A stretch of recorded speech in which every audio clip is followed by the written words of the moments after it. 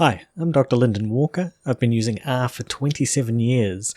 I was taught R by Ross Eharker, one of the creators of R, when I studied at the University of Auckland. This video and the attached resources are intended to be a quick start guide. They're definitely not comprehensive, but the idea is to get you going and using R as quickly as possible. The files, code, and everything else included in this video are available on my website, drlyndonwalker.com/R in an hour. In this video, we'll start out by looking at what you need to download and install in order to run R.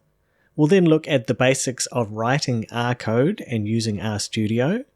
We'll do some very basic analysis, including producing tables, simple graphs, t-tests, and regression. We'll look at packages and spend some time looking at the Tidyverse, which is a grammatical system for typing R code and also a collection of packages that allow you to do a lot more powerful analysis. I'll round out the video by talking about where to next. So after this hour, what do you need to do next to continue your journey with R? I hope you find it helpful. Please like and subscribe to my channel for more videos on more advanced topics in R. Although you can get started with R just by installing the base R program, I recommend 4 different things to install when we get started. So the first is R itself, and it's available for Linux, Mac, and Windows. So from the CRAN page, all of these I will link up.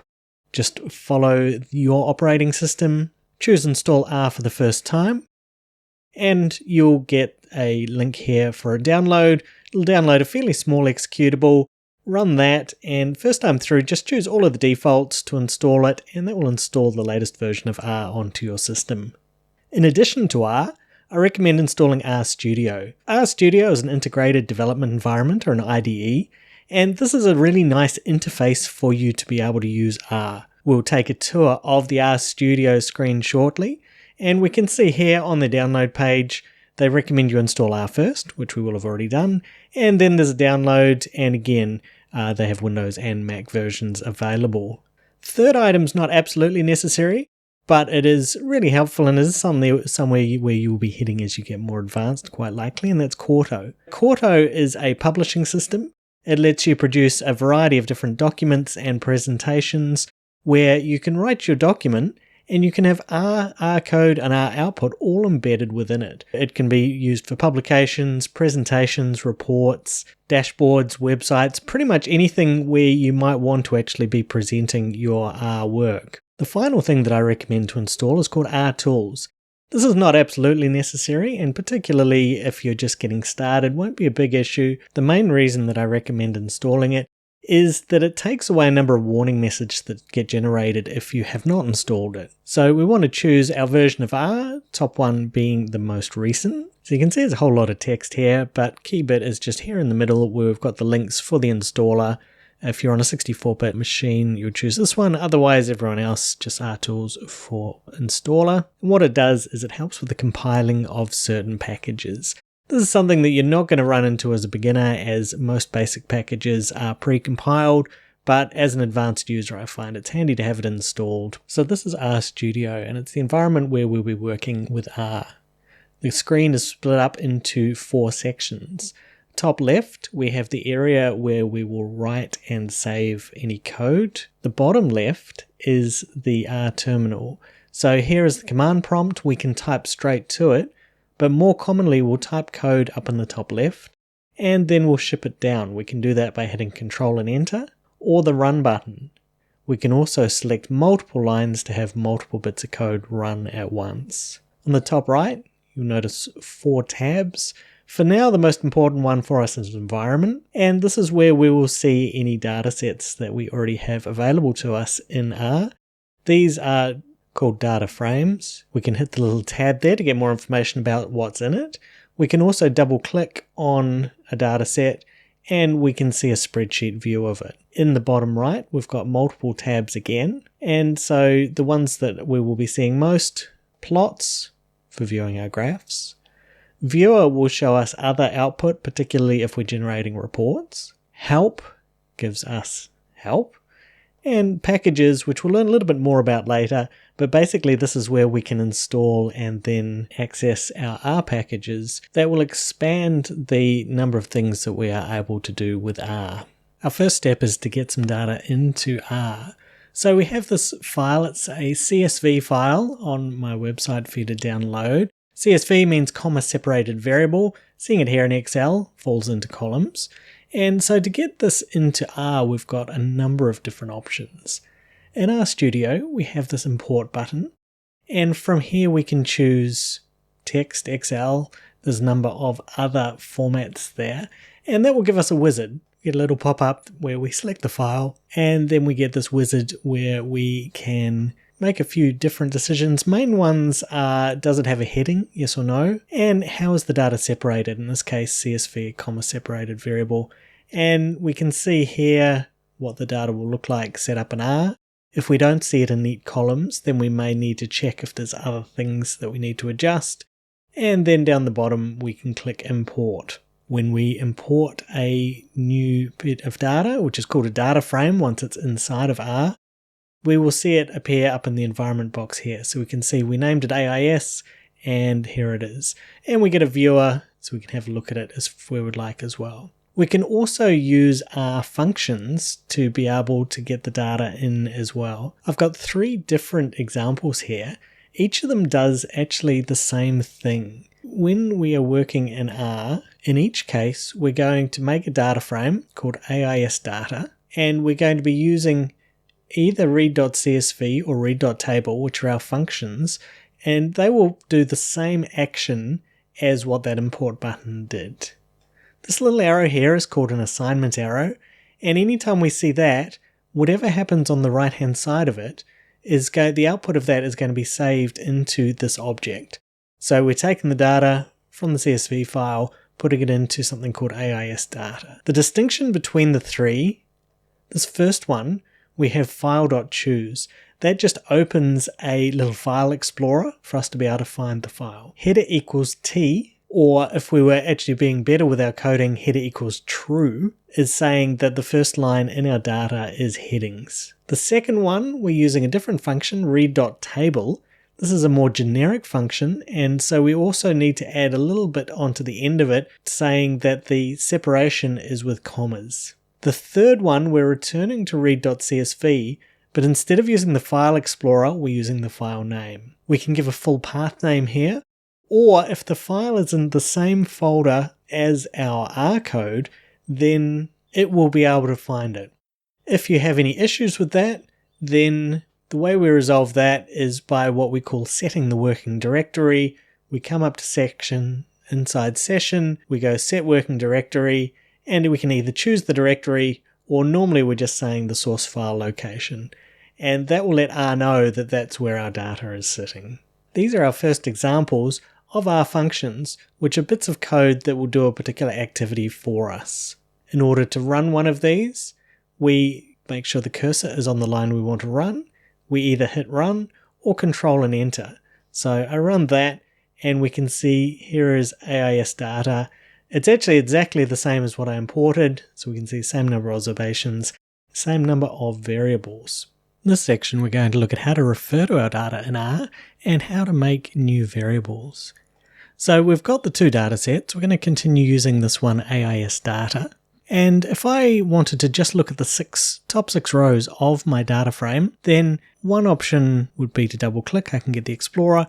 But if I just want to see it in my window here, I can run head, and that will just give me the top 6 rows. If I want to look at a specific column within my data frame, I use the $sign. So if I want to refer to HT, which is height, within AIS data, I go AIS data, $sign HT, and I can see there all of the data that is in that particular variable.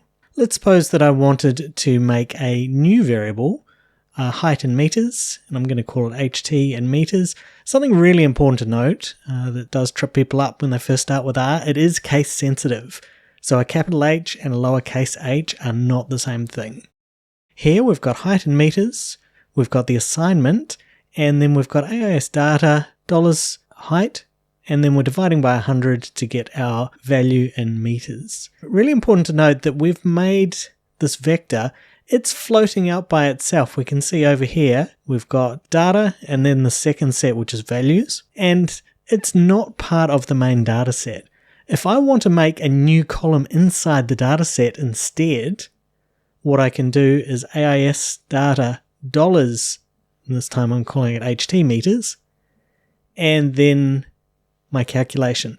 So that's going to assign my heights divided by 100 to get them into meters into a new variable called HT meters that is part of the AIS data. If I go into AIS data now, I'll find that there's actually a new variable there with that name. So I run that and we can see that we've gone from 13 variables up to 14 variables. So here we've got a couple of lines of code where we are just looking at more ways of being able to refer to our data. We're going to make a new vector called new variable, and this little C is for concatenate, and so it just puts items together. So my vector is going to be 1, 2, the word red, anytime we've got the speech marks, that's telling R that this is text, and RStudio just by default when it sees colors will color them in. And this last one, the capital NA, that's how we represent a missing item. So this will have 4 spots, if you like, in the vector, 1, 2, red, and then NA representing a missing item. So it's got no particular value, it's just missing.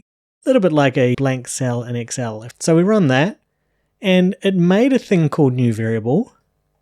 In order to see what's inside new variable, we can just type the name of it. So we enter that, and we can see 1, 2, red, and NA. We'll notice there's actually speech marks around the 1 and 2. That's because if elsewhere in the vector there is text, it's going to treat everything inside that variable as text. So this is a text or a string variable with these items. So 1 and 2 are actually text rather than numeric digits. I can use square brackets to refer to a particular item within the vector. A new variable, if I wanted to know what's the first item, square brackets, and then 1. For indexing, in R, it starts from 1. If you've used Python, it's a little bit different. Some other languages start at 0, but R starts at 1. What's the first item? It's number 1. I can use that C for concatenate again. Rather than just put a single number in there, I can put a couple. So I've got 1 and 3. They're inside the square brackets, so it's saying what is the first and the third values in this variable, and it's 1 and red. So let's make another new variable. This time we've used the colon. The colon will create a vector that starts at this number, goes to this number. So we're going to get all the numbers from 1 to 10. To look at it, we just type it in. We can see there's all of the numbers from 1 to 10. Now let's suppose that actually these numbers were categories. So what we want to do is we want to use this function called factor. And what it will do is it'll turn whatever you give it into categorical variables, even if they're numbers. So I'm making new variable or a new vector. New variable, giving it 2 as categorical, give it a bit of a long name, I guess. And if we have a look inside it, we can see that we've got the numbers from 1 to 10, but it now says levels. And so the levels represent the different categories. So it's saying it's categorical variable, and these are the different categories within it. You could imagine that if there was repetition here, or if it was actually a genuine categorical variable, say it was gender or ethnicity or country or something like that, we would just see each of the categories listed here under the levels. In this section, we're going to look at how to produce tables and descriptive statistics. There's many great add-on packages that will let us do much fancier tables and summarization, but for now we're going to look at just the built-in functions. So the most simple one is going to be the function table. When we run that for a particular variable, in this case for sex, then we can see it just gives us a printout with the counts for each of our categories. If I wanted to get proportions, just using these built-in functions, we have one called prop.table to get proportions, but what it wants as an input is a table. Here what we're doing, rather than just displaying the table, we're using the assignment and making it and saving it as table by sex. So we make that, and then we're going to use that as the input into this next function, prop.table. And we can see that it gives us the proportions. Again, there's packages that can do a much fancier version of this, but we're just starting out with the absolute basics and the built-in functions. If I want to get the mean of a variable, we have a function called mean. The variable in question, x.bfat, is the body fat of the athletes, and so mean and then AIS data $x.bodyfat gives us the mean. Same for the standard deviation. There is a function called summary, which will give us the 5-number summary, so minimum, quartiles, median, also the mean sitting in there as well.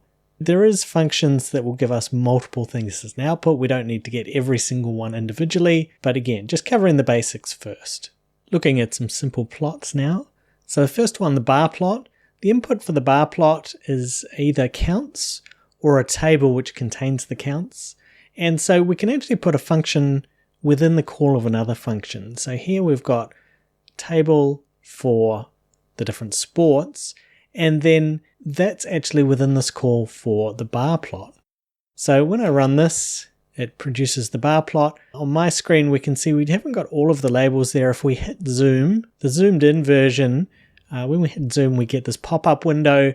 We can stretch it out and then we can see the different categories. As we can see, the built-in bar plot is very, very basic, and later on we'll learn about a package where we can do much nicer graphics than this.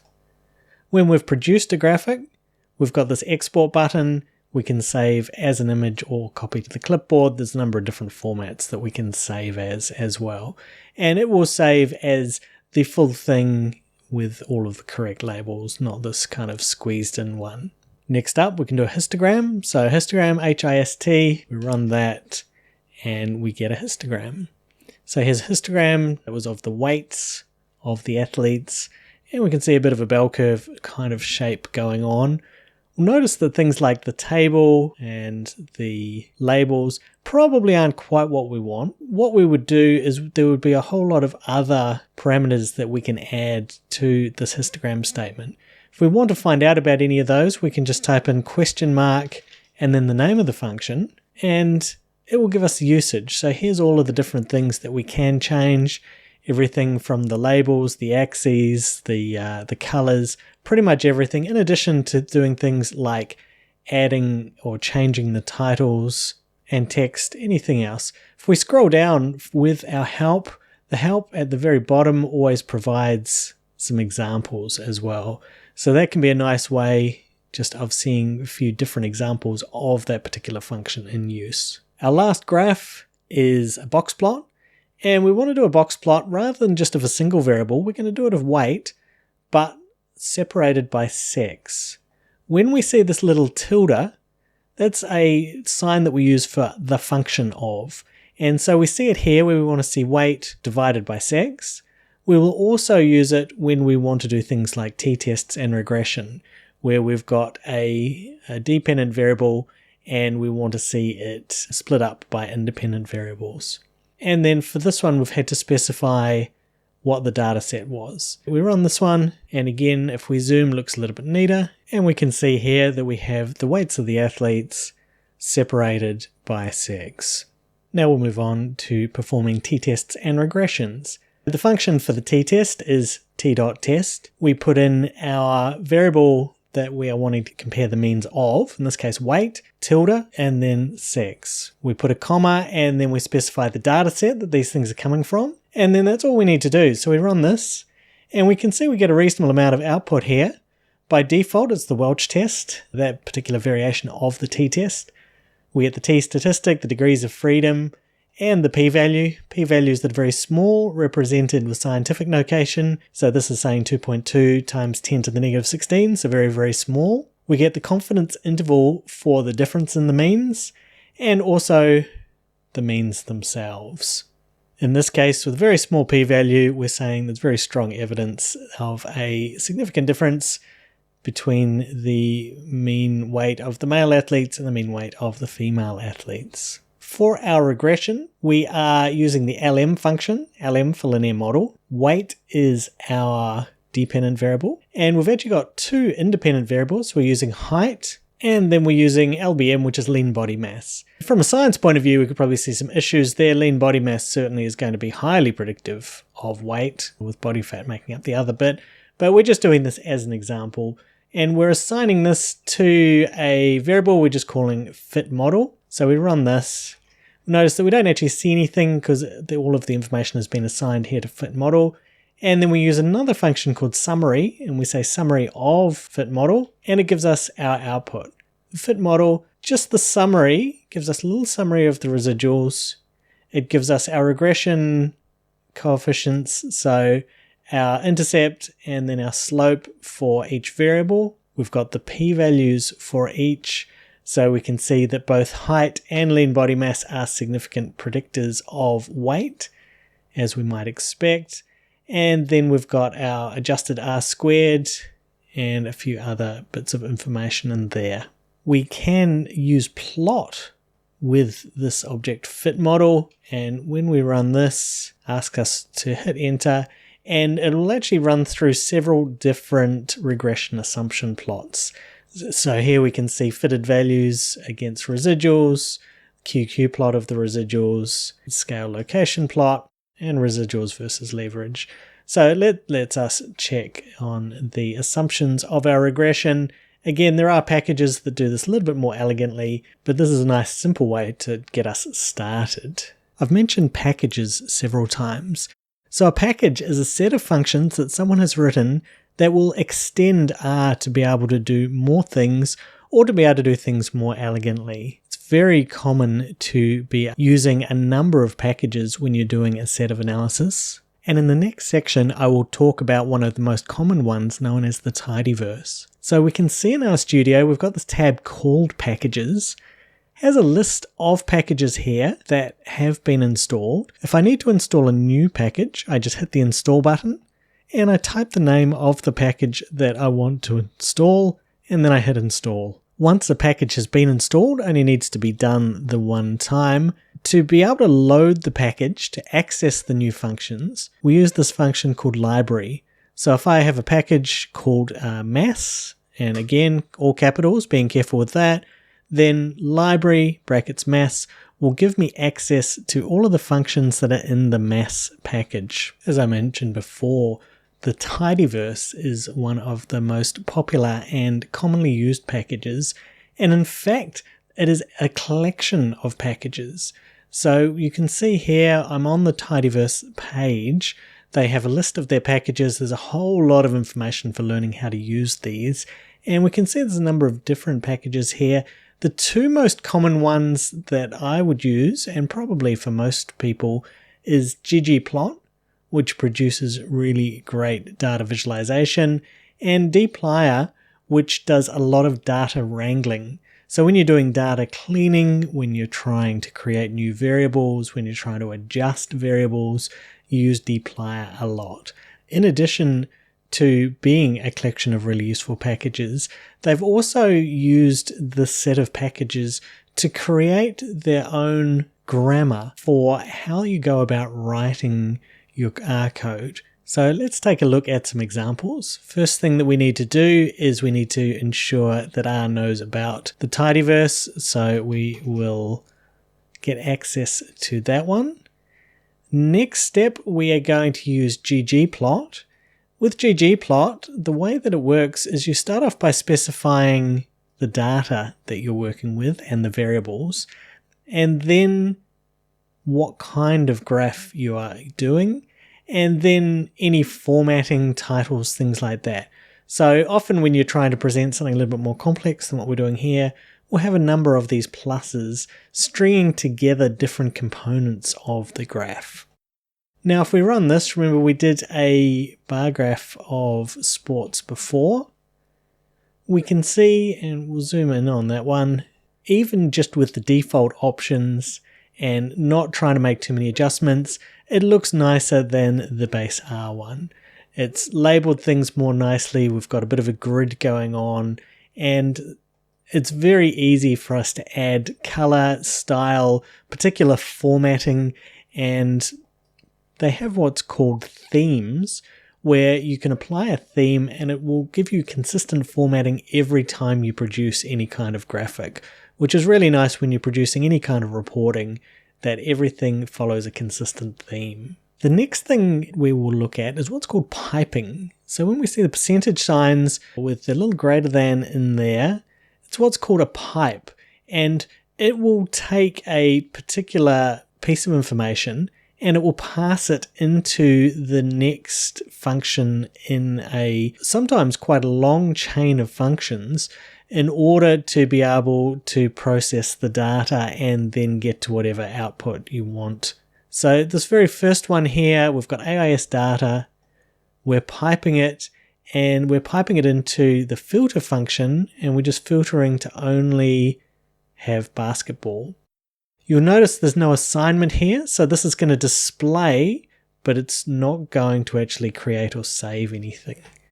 So if we have a look, and we can see that it has just got our data only for basketball. With this piping, we'll commonly be using it for a lot of our data wrangling, but it's also pretty handy when we get to try to do output as well.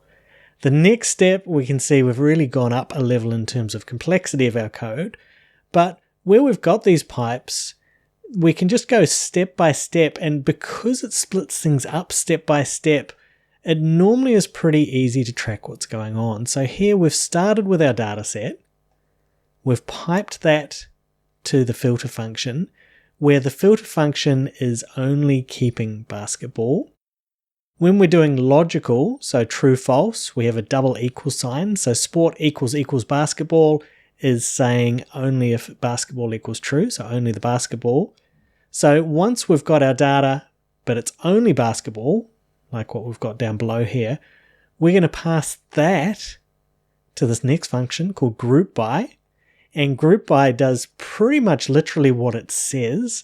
So it's going to group anything subsequently that we do by sex. Then we're going to pipe one more time into summarize. And this particular summarize is the Tidyverse summarize. So it's a little bit fancier than the one we saw earlier. And for summarize, we're going to have a new number, which is the mean height. And the mean height is going to be calculated by the mean of the heights.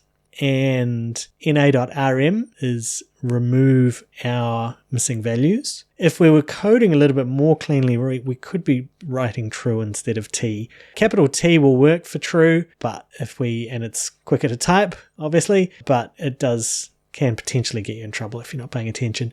We're going to have a second summary variable, which is n, and that's just going to be the sample size.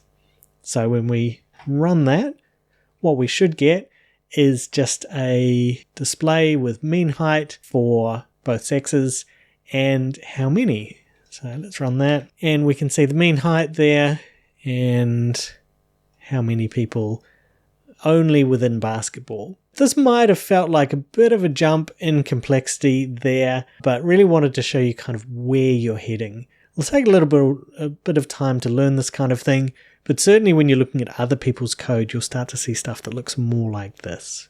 So for a long time, you had to use the Tidyverse to do piping, and it looked like that. In a recent iteration, they brought in pipe into the base R because it was so popular. They have the vertical line here with the greater than sign. So that there is exactly the same as this, but it's built into base R. You don't need the Tidyverse package in order to be able to access it. And you can see I have everything there exactly the same, and if I run this, it acts exactly the same. The only thing I might have changed in there, and we would just add either in the summarize or after it, I think controlling the rounding, because we probably want one decimal place on these mean heights. Really important to note that pretty much anything we're doing in R, it's so flexible. So anything that we would want to do or change is normally something that will be completely possible to do. It'll just be a case of us figuring out how we go about it. Learning R can be tricky, particularly if you've never coded before. So let's look at some ways for getting help. The first is the built-in help. I showed this already. We put a question mark in front of any function and we run that. It will bring up the built-in help. And the built-in help is very dry. It's just telling you the arguments to the function. Probably more useful a lot of the time is the examples down at the very end of the help. Both ChatGPT and Gemini are pretty good at coding R. We can see here in ChatGPT, I've given it a fairly simple prompt. You always want to make sure that it knows it's coding in R. Whatever specifics you can give it will help. And whilst occasionally it'll hallucinate, a lot of the time it'll actually produce pretty good code. So we can see here, it's given me some code. All I need to do is hit the copy code button and copy that back over to RStudio to run. I've found that Gemini gives even more detailed breakdowns than ChatGPT in terms of not just giving you the code, but actually quite happily explaining line by line what it does. ChatGPT will do that as well if you tell it to. Next up, the R for Data Science book. This goes right from the absolute basics and really covers a huge amount of stuff. It's free and it's online, r4ds.had.co.nz, and you can get access to the ebook written by Hadley, who has also been involved with creating RStudio and many of the great contemporary things in R. The next is the Big Book of R.com. And this is not one book, this is actually a collection of over 300 books. Starts out with some really introductory type stuff, but it goes on and then it's subdivided by all sorts of both methodologies and domains, and there is just all sorts of stuff. I often come back here and I'm just amazed by all of the different things, areas as well, social science, finance, whatever area you're working in, you will find, even art from code. It's pretty amazing. In terms of help, YouTube can be pretty good. When you're searching on YouTube or Google, if you use R stats rather than just the letter R, you'll have more success in finding things. So YouTube can be pretty good. Obviously, you're watching this here, and it will give people giving demos and sometimes code as well. Beyond that, I would definitely encourage you to try and connect with peers and mentors. Many large cities will have R meetups where people who use R will get together. If you can't find something like that, then finding people online as well is a great way to learn. You can have them check your code. Even Reddit, there's a number of different subreddits like RStats and R programming where you can get help and just read what others are doing. So now that you've made it through this beginner's guide, what next? Here's a couple of ideas. Certainly I would start with looking at further data cleaning and manipulation, and particularly learning more about the Tidyverse. I think that's going to be very valuable to anyone who's going to be using R for pretty much any application. The R for Data Science book that I showed a second ago is a great start for getting going with this kind of thing. From there, you might start looking at specific packages that are relevant to your area and your domain and the things you want to do in R. And coupled with this, you might also start looking at more statistical methods. Quarto and R Markdown, although Quarto has certainly replaced R Markdown as the popular and contemporary way of producing documents, will let you produce documents including slides and HTML, PDF, Word that have embedded R within it. If you're doing any kind of reporting, this is a great way for you to be able to produce documents, write, and have R all together, rather than having to do things in R, copy and paste it into Word or wherever you're writing your things. Finally, eventually you might get to the point where you're writing your own functions. You want R to do a particular thing, and either you don't like how it's done or you have a particular niche application and you write your own function in order to do it. At the base level, this can just be a function that you write and have on your own computer. But if you get really enthused, you might end up building an entire package of your own to be able to share your functions with the world. R is certainly an amazing resource in terms of people that have done that over a very extended amount of time. That's it for today. Thank you so much if you made it all the way to the end. I really hope it was helpful. All the best with your journey with R.